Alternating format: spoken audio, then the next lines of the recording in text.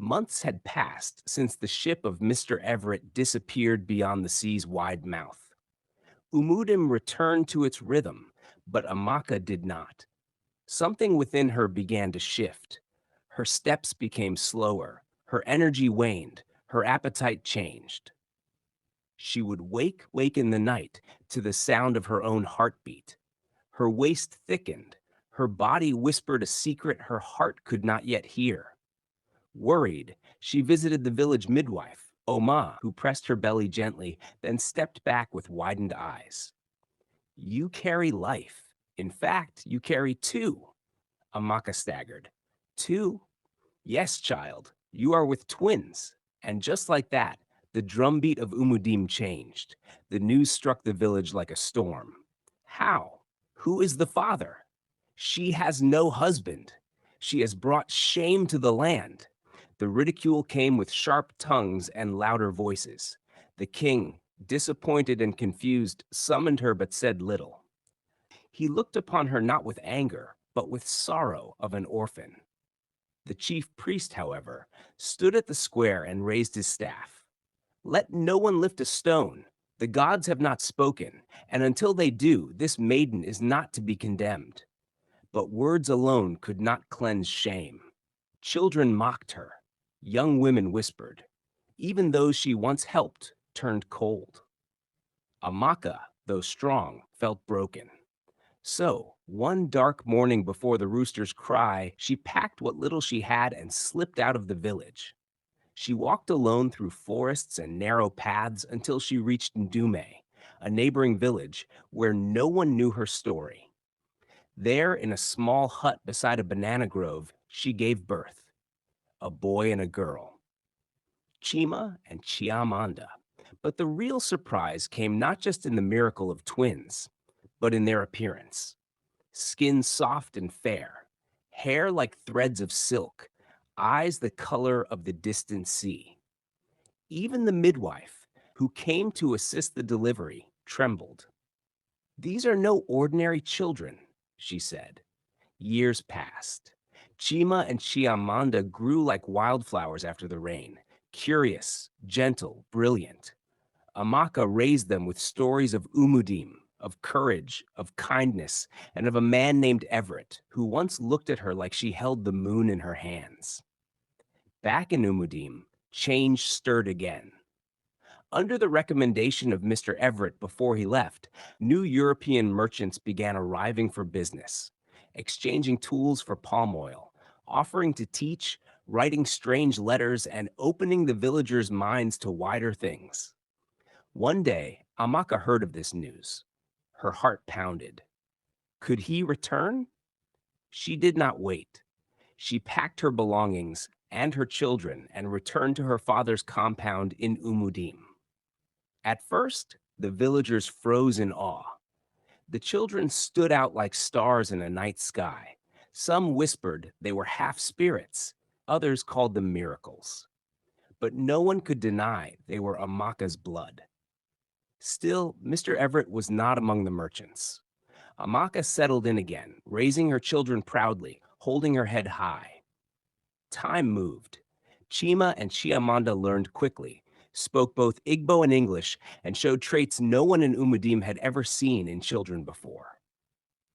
Then, one morning, a familiar ship, a familiar face. Mr. Everett returned. The village nearly burst. Word spread like fire. The white man who taught under the Iroko has come back. Amaka saw him from afar. Her heart raced. He looked older now, a bit grayer, but the same kind eyes. They met beneath the very tree where they first learned letters together. Amaka, he breathed. She did not speak. I'm sorry, he said. I didn't know. I didn't imagine you carried part of me all this while. He looked to the side and saw them, his children. His knees gave way. They are mine? Yes, Amaka said softly. Chima and Chiamanda. Tears welled in his eyes. He laughed and cried at once. He hugged them, held them, whispered promises. But joy soon met sorrow. Amaka was ill. Months of hardship had weakened her body. The village healers could only do so much. Everett gave her medicine, sat by her side daily. Then one night by the oil lamp, he begged, "Come with me to Europe, you and the children. Let me take care of you." Amaka smiled, pale but proud. "No, this land is my soul. My father's house must not grow cold. Someone must remain to keep the memory, to tell the truth. But take the children, protect them, teach them, let them rise." Everett held her hand tightly. "I swear it, Amaka. I will raise them in honor of you." The day Chima and Chiamanda left Umudim, the whole village stood in silence. Not because of their color, or the ship, or the sails, but because Amaka's love had stretched across the seas. She waved until she could no longer see them, and then turned slowly back into her father's compound. Her eyes were tired, her body weak, but her spirit burned bright. And that is how Amaka, the maiden with the good heart, became the seed of two worlds, one rooted in red soil, the other sailing in open waters. A woman ridiculed, then remembered. A woman rejected, then revered. A woman whose legacy would outlive kings.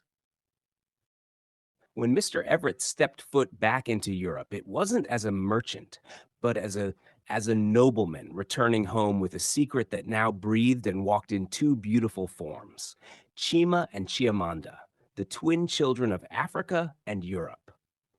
Unknown to many in Umudim, Everett came from a royal lineage, tied to a noble house with wealth, land, and ancient responsibilities.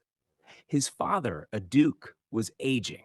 His siblings sat in parliament and boardrooms. He was the only son to ever leave for Africa and return with bloodline. But there was a problem. Everett already had a wife, a woman of class and icy pride, and with her, two children. When he introduced Chima and Chiamanda to the royal court, chaos stirred like thunder in hidden rooms. "You brought children from Africa? They are not of noble birth.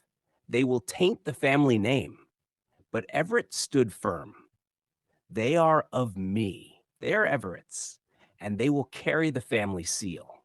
His wife, Lady Cecilia, burned with rage. Her pride couldn't stomach it.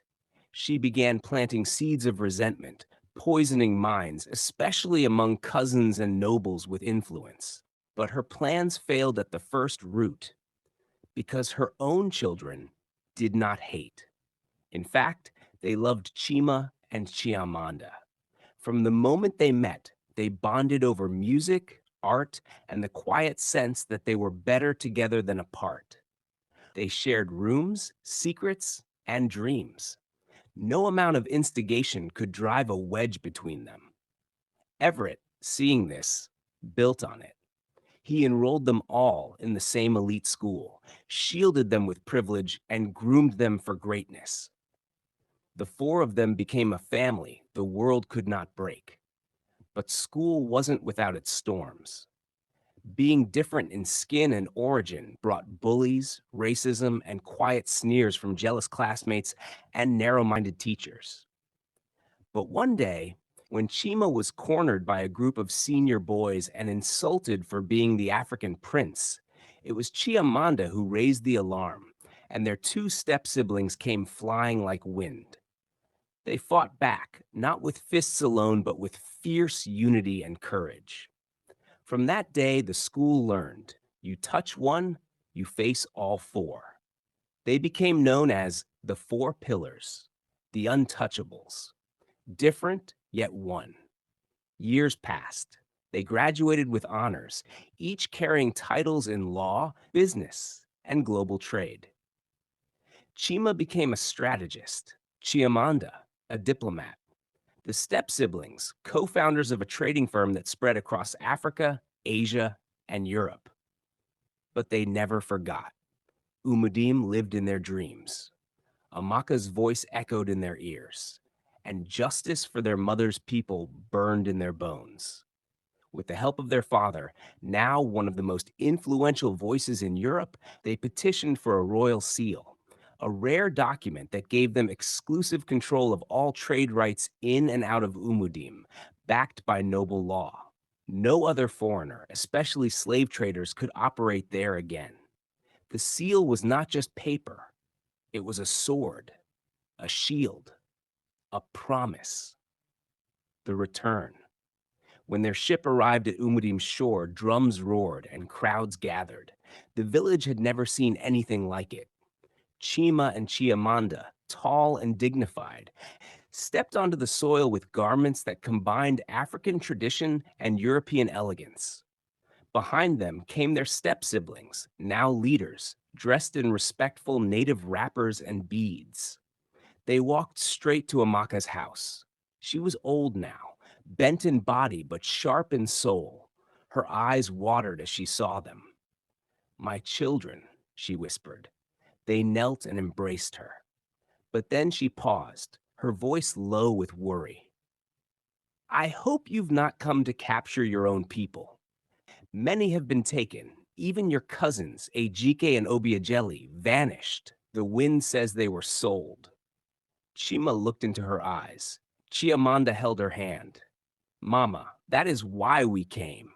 They showed her the seal, the royal crest, the document with the signatures of dukes, lords, and kings. "No one will touch Umudim again, not while we breathe." Tears rolled down Amaka's face. "You fulfilled the call," she said.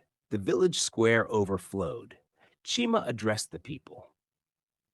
Chiamanda translated into Igbo. "We bring peace. We bring protection. We bring trade, honest trade. No man, foreign or local, will enslave you again. We are your children. We are Amaka's legacy." The crowd erupted. Old women cried. Young boys stared in awe. Then the king rose. He lifted his staff and turned to the crowd. "Remember the day we shamed Amaka. Remember the chief priest who said, 'Let the gods speak first.' Today, the gods have spoken. They have answered through her womb, through her pain, through her truth. Today, Amaka's name rings across the east and beyond. Let her name never be whispered in shame again, but shouted in honor. Amaka Dinma, Amaka the mother of two worlds, Amaka the shield of Umudim." That evening, as the sun rested on the hills and fires lit up across the village, Amaka sat on her stool, wrapped in a shawl her children brought from Europe. She looked up to the sky and whispered, "Now I can rest. May the Almighty God be praised." Thanks for watching. Thanks for your love.